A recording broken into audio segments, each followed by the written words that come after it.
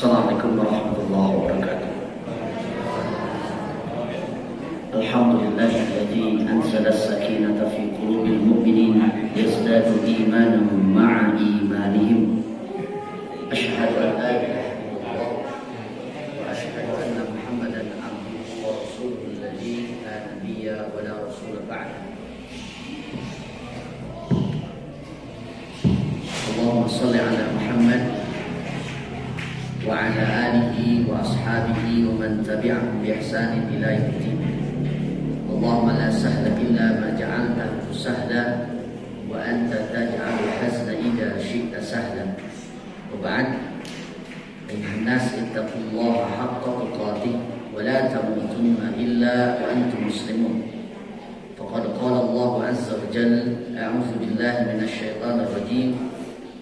يا أيها الذين آمنوا اتقوا الله وقولوا قولا سديدا يصلح لكم أعمالكم ويغفر لكم ذنوبكم ومن يطع الله ورسوله فقد فاز فوزا عظيما. Ikhwatul iman rahimahullah, alhamdulillah, bersyukur pada kesempatan siang menjelang sore bisa bermuajahah dalam majelis ini, majelis untuk thalabul ilmi, untuk silaturahmi, untuk saling berwasiat dengan kebenaran, tawassul bil haq, dan juga dalam rangka tarhib Ramadan, menjemput bulan Ramadan. Mungkin jadi fenomena di masyarakat muslim Indonesia khususnya adanya tarhib Ramadan, menjemput bulan Ramadan. Malah di mana-mana mendekati Ramadan ada yang memanfaatkan jadwal yang ada di tempatnya, ada juga yang mengondisikan jadwal khusus tabligh akbar atau ceramah khusus menjemput Ramadan. Yang menjadi pertanyaan adalah apakah ini hanyalah fenomena khas Indonesia begitu? Ketika Ramadan senantiasa disambut begitu meriah, karena Indonesia merupakan negara muslim terbesar di dunia, termasuk bagaimana ramainya di kalangan para ahli untuk menetapkan tanggal 1 Ramadan begitu sibuk. Karena di kita ada kebijakan antara keputusan ormas Islam yang sudah jauh-jauh hari menentukan, ada juga sidang isbat yang dipimpin oleh pemerintah. Ya. Apakah ini berlaku hanya di Indonesia saja, tidak di tempat yang lain? Maka memang kita harus bisa membedakan, ada yang termasuk fenomena syar'i yang dituntut oleh syariat, ada juga fenomena tradisi di masyarakat. Tetapi berhubungan dengan Ramadan ini, memang keistimewaannya bukan hanya dirasakan oleh kaum muslimin Indonesia saja, tetapi oleh seluruh dunia. Bahkan kalau mencoba membaca sejarah, ternyata dari masa Rasulullah SAW sekalipun, memang datangnya Ramadan disambut dengan sangat heroik, sangat ramai, termasuk menentukan tanggal 1 Ramadan juga. Sebetulnya kan tanggal 1 itu tiap bulan ada gitu. 1 Muharram, 1 Syawal, 1 Rabiul Awal dan sebagainya, penentuannya sama, bahwa tanggal 1 di bulan yang lain pun dengan menggunakan rujukan dalil yang sama, yaitu kata Rasulullah, inna ummatun ummiyah la nahsibu syahra asyahru kaza wa kaza. Kita itu umat yang ummi, kita tidak menghitung bulan kecuali bulan itu seperti ini, tidak 29, 30. Dari dulu juga seperti itu. Tetapi kemudian ketika menjelang Ramadan Di masa Rasulullah pun ini beda fenomena masyarakatnya. Malah kalau pas tanggal 29 Sya'ban ada hadis dikutip oleh Imam Ibnu Hajar Al-Asqalani dalam Bulughul Maram. Tara'an nas, manusia berkumpul untuk apa? Sama-sama melihat hilal, cahaya baru di setelah tanggal 29 Sya'ban. Kalau sekarang kan 29 Sya'ban itu hari Jumat, jadi istimanya hari Jumat. Hari Jumat, maka Jumat maghrib itu sudah mulai akan diadakan sidang isbat oleh pemerintah. Nah dulu juga ketika tanggal 29 habis, maka taruhan nas, manusia berkumpul untuk apa? Melihat hilal. Kebetulan hadis ini diterima dari Abdullah bin Umar radhiyallahu anhu. Ibnu Umar melihat ada hilal, tidak dilihat oleh sahabat yang lain. Datang kepada Rasulullah, ya Rasulullah, saya melihat hilal. Hilal itu cahaya baru, ya. Kan bulan itu bulan tanggal 13, 14, 15 ya. Nah, disebutkan itu pertanyaan seperti itu. Kalau mau habis bulan itu. Ketika mau tanggal 1 muncul cahaya baru, kemudian besar lagi. Ya, bulan Sabit, kemudian full lagi nanti di pertengahan tanggal 13, 14, 15. Nah, hilal itu cahaya baru. Waktu itu Ibnu Umar yang melihat. Maka ketika Ibnu Umar melihat, Nabi Muhammad langsung menetapkan dan mengumumkan bahwa besok tanggal 1 Ramadan. Jadi yang namanya penentuan tanggal 1 itu oleh pemimpin, ya, oleh pemimpin. Dalam hal ini Nabi Muhammad sebagai pemimpin agama sekaligus pemimpin negara waktu itu, ya, yang mengurus urusan umat. Besok 1 Ramadan, besok sahur. Akhirnya siap-siap malamnya untuk tarawih, untuk qiyamul lail. Kalau untuk Syawal beda lagi. Kalau Syawal itu setidaknya 2 orang minimal. Itu kesimpulan para ulama. Kalau 1 Ramadan menetapkan tanggal 1 Ramadan ada satu saja seorang saksi yang adil, ya, Muslim yang adil, maka besok bisa ditetapkan tanggal 1 Ramadan. Untuk 1 Syawal harus 2 orang. Kalau di kita, insya Allah ramai nanti tanggal 29 itu di beberapa titik Garut. Ada beberapa titik gitu kan. Kemudian di tiap kota yang ada pantainya itu jadikan titik-titik untuk ru'yatul hilal. Artinya ramainya menetapkan tanggal 1 Ramadan memang dari zaman Rasulullah sallallahu alaihi wasallam. Kemudian ramainya sambutan terhadap Ramadan juga dari masa Rasulullah sallallahu alaihi wasallam. Artinya ini adalah sunnah. Sunnah. Bertemu Ramadan itu bahagia kaum muslimin. Pertanyaannya, mengapa kaum muslimin bahagia? Ya, meskipun kebahagiaannya perlu juga definisikan. Ini kebahagiaan apa ini? Karena kebahagiaan anak ibu, anak bapak dengan bapak sendiri bisa jadi berbeda. Kebahagiaan anak ibu yang masih kecil dengan anak ibu yang masih remaja mungkin berbeda bertemu dengan Ramadan itu.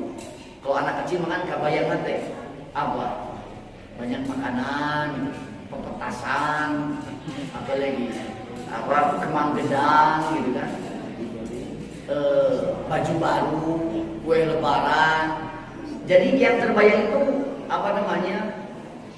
sesuatu yang tabi'i, ya, yang sifatnya tabiat manusia untuk anak kecil. Ya, simpulnya ada kantos dibogi kantos alitnya. Orang Ramadan mah acara TV juga rame gitu. Dulu wah Ramadan filmnya rame, disambut kene sampai nanti menjelang maghrib itu film-filmnya rame-rame dan sebagainya. Ini kegembiraan anak kecil. Beda lagi dengan anak ibu bapak remaja. Di tradisi kita itu ada istilah bukber. Wah, ya Ramadan terus kebayang bukber. Dari tanggal 1, tanggal 2 sampai tanggal akhir itu sudah rilis di mana bukber. Wah, mulai dari rumah, di rumah teman, kemudian di sekolah sampai di restoran, ya, untuk bukber dan lain sebagainya. Apakah itu yang dituntut oleh syariat? Maka kebahagiaan itu setidaknya ada 3 jenis kebahagiaan.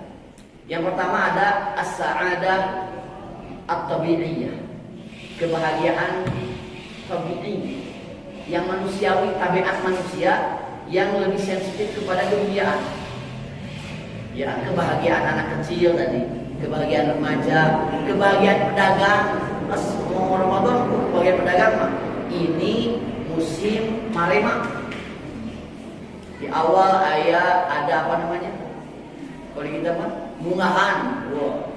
Nanti surudan, beres Ramadan kan ada surudan.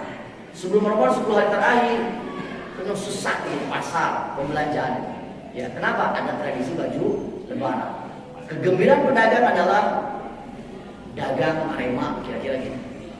Ini namanya as-sa'adah at-tabi'iyah, kegembiraan yang tabi'i.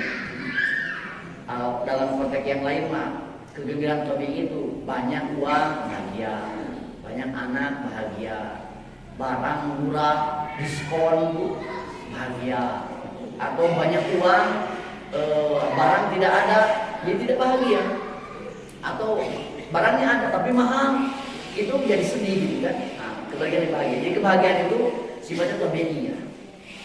Beda lagi dengan as-sa'adah asy-syar'iyyah. Ini yang kedua, as-sa'adah asy-syar'iyyah, kebahagiaan yang syar'i.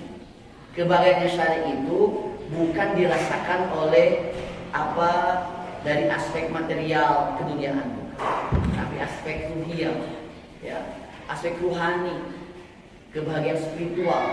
Ketika seseorang memiliki hati yang dipenuhi dengan iman, datang Ramadan, memahami Ramadan ini bulan yang banyak syariat yang diperintahkan oleh Allah, di mana ada syariat di bulan Ramadan yang tidak ada di bulan yang lain. Saum wajib kan tidak ada di bulan yang lain. Sebulan penuh dikondisikan seluruh umat Islam wajib untuk melaksanakan saum. Ini kan luar biasa. Ketika bisa melaksanakan saum berjamaah dan yang lain selama sebulan penuh, ada kebahagiaan tersendiri. Bisa ada qiyam Ramadan, sholat malam di bulan Ramadan sebulan penuh secara berjamaah. Ini kebahagiaan tersendiri, karena di bulan yang lain itu sendiri-sendiri, kadang tidak setiap malam juga gitu kan. Tapi kalau di bulan Ramadan terkondisikan, anak, istri dibawa semua ke masjid, pulang juga seperti itu. Ada kebahagiaan tersendiri. Ini adalah as-sa'adah asy-syar'iyyah, ya, kebahagiaan yang syar'i ketika bisa melaksanakan perintah Allah dan menjauhi larangan Allah. Bisa jadi kebahagiaan menjelang Ramadan ini antara tabi'iyah dengan syar'iyyah ini menjadi sesuatu yang bersamaan ataupun yang berbeda. Misal, apalagi Ramadan kali ini, kalau bagi kaum muslimin, kaum mukminin, datangnya Ramadan kegembiraan yang sangat luar biasa. Karena apa? Karena sudah memandang ke depan bahwa sekian pahala bisa kita raih, sekian banyak dosa bisa dihapuskan lewat syariat-syariat Ramadan. Ya. Kalau di dalam Al-Quran, Allah Subhanahu Wa Taala berfirman dalam surat Yunus ayat yang ke-8, A'udzubillahi minasyaitonirrajim, "Qul bi fadlillahi wa bi rahmatihi fabidzalika falyafrahu huwa khairum mimma yajma'un." Katakanlah oleh Muhammad, dengan karunia dan rahmat Allah maka berbahagialah kalian. Kebahagiaan mendapatkan karunia dan rahmat Allah itu lebih baik daripada apa yang mereka kumpulkan. Jika kalau orang-orang kafir itu suka mengumpulkan harta, mengumpulkan apa namanya, ya, uang, harta benda dalam tabungan dan investasi dan sebagainya, itu menjadi kebahagiaan mereka, maka seorang mukmin yang memiliki keimanan mendapatkan karunia dan rahmat Allah, hidayah taufik, itu jauh lebih baik daripada apa yang mereka kumpulkan. Tapi kalau Ramadan kali ini dihadapi dengan as-sa'adah at-tabi'iyah, bisa jadi malah datang Ramadan itu bukannya bahagia, tapi bisa jadi bingung. Kalau kata orang Sunda mah, lain bunga, senang. Kenapa? Minyak goreng mahal, sembako naik, ya, daging juga biasa 120, sekarang sudah 160-an, 155 katanya, dan lain sebagainya. Belum lagi ada tradisi baju lebaran, apalagi bagi para bapak. Ya. Kalau tidak memiliki as-sa'adah syariah, stres. Pak, supaya tenang Ramadan deh. Ulah ibadah baju lebaran dari sekarang saja. Bahan kue dari sekarang saja. Beli kelak dari sekarang saja. Oh, dari mana? Ya, menghadapi Ramadan malah jadi bingung. Kalau dihadapi dengan as-sa'adah at-tabi'iyah, kebahagiaan yang menurut kita adalah kebahagiaan tabiat. Tetapi kalau ruhiyah kita, hati kita diberikan keimanan, insya Allah kebahagiaan syariah lebih dominan daripada kebahagiaan tabi'iyah. La haula. Bahkan iman kita mengatakan rezeki itu sudah diatur. Ramadan kita hari ini urusan dunianya sudah diatur, urusan pakaiannya sudah diatur, makanannya sudah diatur, sudah kita yakin. Yang penting kita berharap dan juga berusaha. Kenapa? Karena urusan itu sudah beres pranatal, jauh sebelum kita lahir. Nah itu kalau imannya berbicara dominan, maka akan seperti itu. Bahwa ijma'ul abdu fi batni ummihi nutfatan arba'ina yawman thumma yakunu 'alaqatan mithla dhalik thumma yakunu mudghatan mithla dhalik thumma yursalu lahu al-malak fayanfukhu fihi ar-ruh wa yuktabu lahu arba'u kalimat bikatbi rizqihi wa ajalihi wa 'amalihi wa syaqiyyin am sa'id. Kata Rasulullah, seorang hamba itu dikumpulkan, calon manusia itu dikumpulkan dalam perut ibunya itu dalam bentuk nutfah selama 40 hari, air mani, kemudian jadi alaqah, segumpal darah selama 40 hari, kemudian jadi mudghah, segumpal daging selama 40 hari.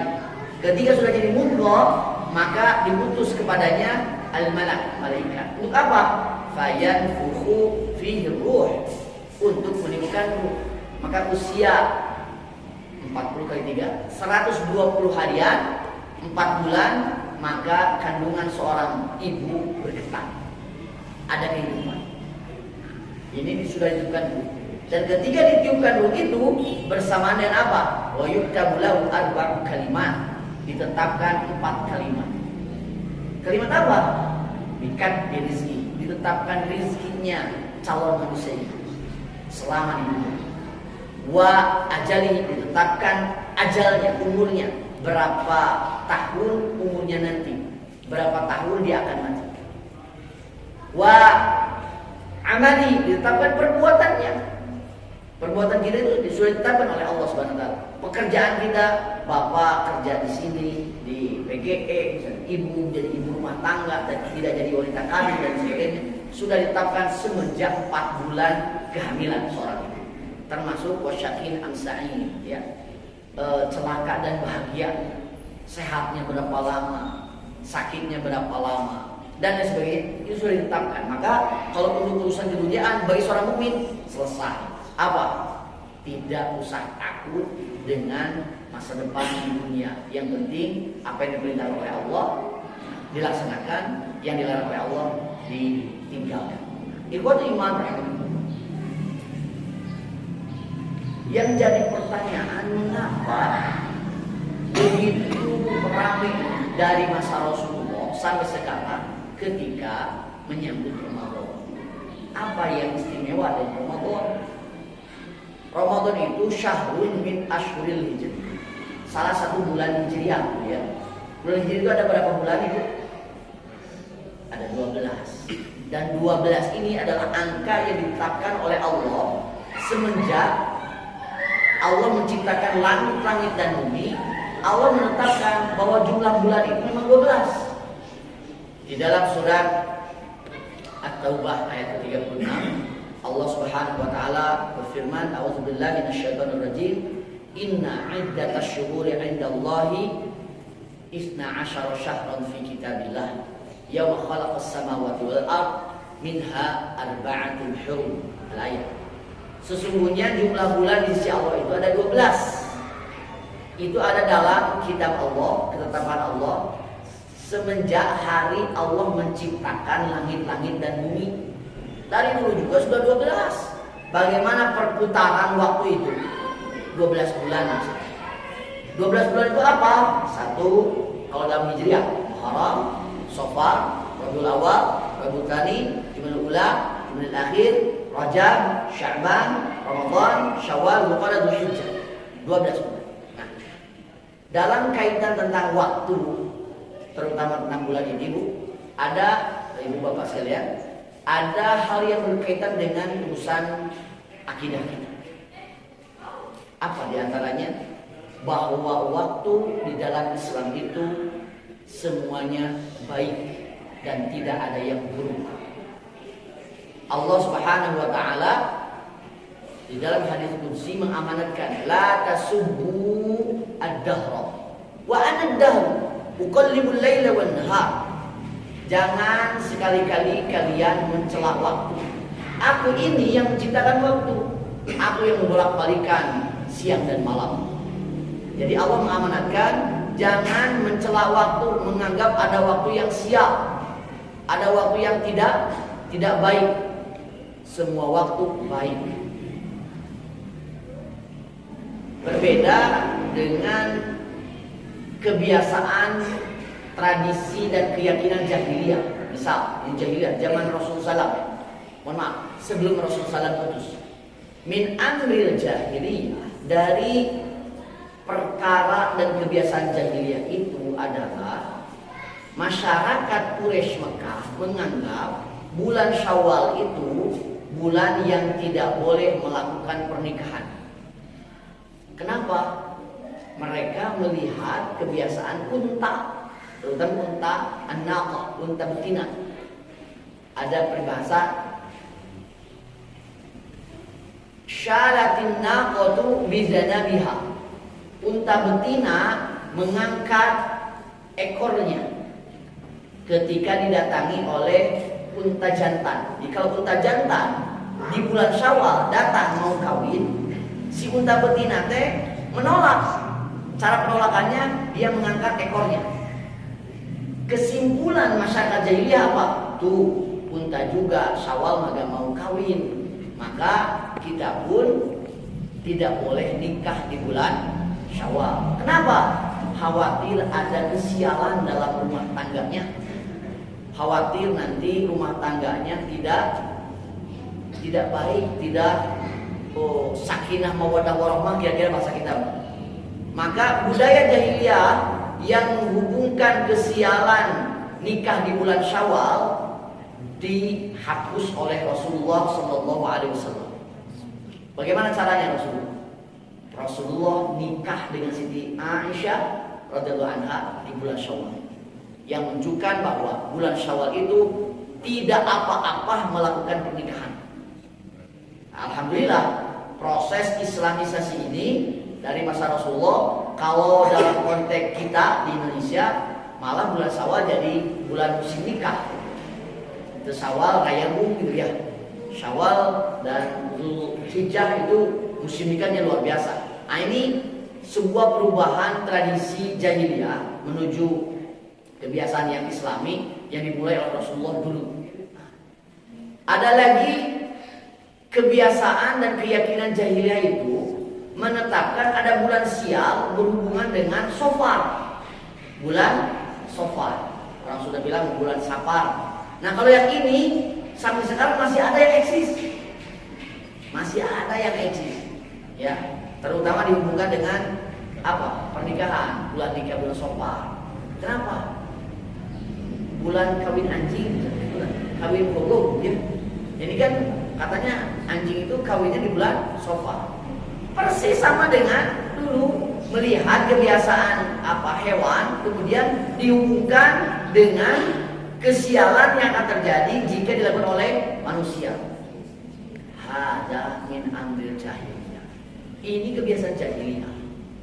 Malah ada hadis sahih Bukhari dan Muslim, hadis riwayat Bukhari dan Muslim. Hadisnya pendek sekali, berhubungan dengan urusan ini. Kata Rasulullah, la adwa, wala tiyarata, wala hamata, wala safar. Tidak ada kesialan berhubungan dengan, mohon maaf, la adwa, tidak ada penularan penyakit kecuali atas izin Allah. Jadi jangan meyakini bahwa penyakit itu bergerak sendiri, tidak. Semua juga makhluk Allah. Selain Allah, Khalik itu makhluk. COVID-19 juga makhluk. Dan dia ketika diciptakan, dalam kajian akidah itu ada istilah irodah kauniyah, ada irodah syar'iyah. Irodah kauniyah itu adalah kehendak Allah untuk menciptakan makhluknya. Kedua, ketika ada irodah kauniyah pasti ada irodah syar'iyah. Ketika Allah menciptakan makhluknya, maka Allah pun berkehendak untuk menciptakan hukumnya, hukum hidupnya. Kita diciptakan, Allah buat hukum untuk manusia. Monyet diciptakan, Allah buat hukum untuk monyet. Allah ciptakan planet-planet, bintang-bintang, Allah ciptakan juga hukumnya bagi planet-planet dan bintang-bintang. Kullun fi falaki yasbahun. Semua matahari, bulan, bintang-bintang itu fi falaki yasbahun, berada dalam tempat edarnya, dalam orbitnya beredar. Ini hukumnya. Makanya kita akan melihat, ibu bapak sekalian, ketika benda-benda langit yang begitu besar dan banyak, bulankah, mataharikah, bintang-bintang yang katanya jumlahnya miliaran, dan ada bintang yang namanya Antares jauh lebih besar daripada matahari, ternyata kita tidak mengenal ada benturan, bentrokan, gesekan bintang-bintang beradu di langit. Tidak ada. Ada perang bintang itu di dunia saja, di lapangan sepak bola ada gitu. El Clasico gitu kan. Persib versus Persija itu kan perang bintang. Kalau di sana tidak ada perang bintang. Kenapa? Kullun fi falaqi yasbahun. Seluruhnya beredar pada tempat edarnya. Allah ciptakan mereka, Allah buat hukum bagi mereka, dan seluruh makhluk Allah itu taat. Taat seluruhnya. Ya, maka ketika taat, maka yang terjadi adalah keteraturan.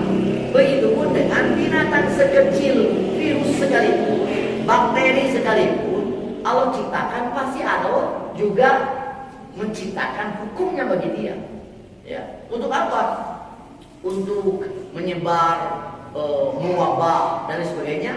Wallahu ta'ala a'lam. Kita tidak tahu Allah memberikan apa kepada mereka. Tapi ketika ada wabah penyakit misalkan, kita harus yakin la adwa, tidak ada penularan kecuali atas izin Allah. Kalau sudah Allah izinkan, Allahumma la mani'a lima a'tayt. Kalau Allah sudah kasih, tidak akan ada yang bisa menghalangi. Wala mu'tiya lima mana'ta. Kalau Allah tolak, Allah halangi, tidak akan ada yang bisa ngasih, memaksa-maksa, tidak. Jadi semuanya juga atas dasar perintah Allah Subhanahu wa taala. Wala tiyarata, tidak ada tiara. Apa tiara itu? Kesialan yang berhubungan dengan burung. Zaman jahiliyah itu, ibu, di masa jahiliyah, kalau mau menetapkan keputusan, misalkan ibu, bapak, ada yang datang pemuda yang mau ke putri ibu bapak, ini kira-kira diterima atau tidak? Bingung ya? Atau mau berangkat, pas mau berangkat hujan, ini berangkat atau tidak? Atau pas mau berangkat mendengar kabar katanya macet atau apalah. Kalau logis tidak apa-apa. Kenapa gak jadi ke Bandung? Ini lihat di berita di medsos katanya macet total. Kalau logis tidak apa-apa, urungkan pemberangkatan itu. Tapi kalau zaman jahiliyah itu, ini berangkat tidak, terima jangan, ya putuskan tidak. Itu ditentukan dengan apa? Dengan menggunakan perantara burung. At-tiyarah itu dari kata at-tayr, nanti jadi kata tiyarah ataupun at-tatayyur, ya. Burung maksudnya apa? Ketika memutuskan ini jadi tidak, ya, ambil dulu, burungnya diterbangkan ke atas. Kalau burung itu maju ke depan, oh berarti ini bagus, jadi terima, putuskan. Tapi kalau pas dilemparkan burung ke atas, burung itu malah terbang ke belakang, oh jangan, ini kayaknya bakal sial, ini bakal ini. khawatir bakal celaka ini dan sebagainya. Kalau ke kanan bagus katanya, kalau ke kiri sial. Menghubungkan kesialan dengan perilaku buruk tidak boleh. Walaha mata diperkuat dengan tidak ada kesialan dengan burung hantu. Ketemu burung hantu ini kila-kila apa ini? Ada kan kila-kila ini. Orang tua bilang ya kila-kila. Jangan ada rasa pesimis ketika menghadapi sebuah kondisi karena ada burung hantu yang hadir. Korea, kuncuing, lah kuncuing, ini kila-kila apa? Tidak ada kila-kila. Sudah, kalau mau melakukan apa, tidak ada apa-apa. Tidak ada kesialan berhubungan dengan burung hantu. Termasuk yang keempat kata Rasulullah, wala sofar, tidak ada kesialan berhubungan dengan bulan Safar. Jadi jangan menghubungkan kesialan dengan bulan Safar. Jangan nikah di bulan Safar. Kenapa itu mah bulan nikahnya gogong gitu ya? Oh tidak ada kesialan begitu. Ya. Oleh karena itu ikhwatu iman rahimakumullah, Rasul menegaskan tidak ada. Saya pernah menemukan ada keterangan dalil. Orang yang punya keyakinan di bulan Safar itu katanya banyak musibah diturunkan oleh Allah. Apalagi kalau di hari Rabu terakhir bulan Safar. Rabbona benar teh. Rabu terakhir, Rabu Kasan ya, Rabu Kasan. Karena sampai ada ini tradisi kan di masyarakat, naon ngaleupet, ngadumpi. Kalau di Bandung katanya ngapem gitu kan dan sebagainya. Tapi filosofinya itu kenapa harus ngaleupet? Jadi kan yang lepet itu beras, kemudian dibungkus daun pisang, terus diikat. Maksud nama musibah itu diikat supaya tidak terjadi ke kita. Itu filosofinya. Ada itu pakai dalil tidak? Tidak ada dalilnya. Jangan Rasulullah sok ngaliput tanah. Ada anak saya ikut ibu, ya. Paling oke ngaliput korma juga tidak ada ini. Jadi tidak ada, ini murni fenomena tradisi di masyarakat. Tapi kalau ada hubungannya dengan keyakinan musibah bakal turun, hati-hati. Ini urusan akidah. Jangan main-main dengan urusan akidah. Ternyata ayat dalilnya katanya di hari Rabu terakhir di bulan Safar itu, saya pernah baca sebuah artikel menggunakan dalil, Allah sampai menurunkan 300.000 bala di hari Rabu terakhir di bulan Safar. Itu ada hadisnya. Tapi ketika dicek di tahrir hadisnya, ternyata la aslalahu, tidak ada dasarnya. Hadisnya dhaif bahkan maudhu. Hadisnya palsu. Kalau palsu hadis bukan hadis. Itu murni tradisi. Boleh ngalebut di bulan Safar, di hari Rabu terakhir di bulan Safar. Nyai ngalebut mah wae, tidak apa-apa. Tapi jangan dihubungkan dengan keyakinan untuk tolak balak dengan lebut, tolak balak dengan dupi, tolak balak dengan apa? Nah ini kalau urusan itu hada laisa minas syariah. Ini bukan bagian daripada syariah. Karena Rasulullah tidak melakukan itu. Baik. Nah, ikhwan rahimakumullah, jadi semua bulan itu baik. Tetapi dalam bulan-bulan yang baik itu ada bulan yang lebih baik. Nah, itu kalau dalam Islam Allah mengatakan minha arba'atul hurum. Dari 12 bulan yang ada itu ada 4 bulan yang haram. Haram itu apa? Suci. Jadi ada 4 bulan yang suci. 4 bulan haram dijelaskan oleh Rasulullah dalam hadis Bukhari, ya, di dalam hadis itu dari Abu Hurairah radhiyallahu an, salasatun mutawaliyat, 3 bulan berturut-turut, Dzulqa'dah, Dzulhijjah, Muharram, ini berturut-turut. Yang keempatnya Rajab Mudhar, baina Jumada wa Sya'ban, bulan Rajab yang diambil oleh Jumadil Akhir dan bulan Sya'ban. Jadi bulan haram itu bulan Dzulqa'dah, bulan Dzulhijjah, bulan Dzulqa'dah, Dzulhijjah dan bulan Rajab.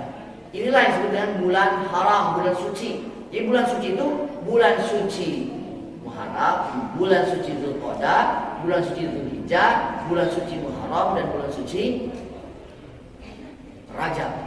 Tapi kebiasaan kita mah bulan suci teh bulan suci Ramadan, ya. Tapi kalau yang haram itu sebetulnya bulan suci yang 4 barusan. Ini lebih baik. Kenapa?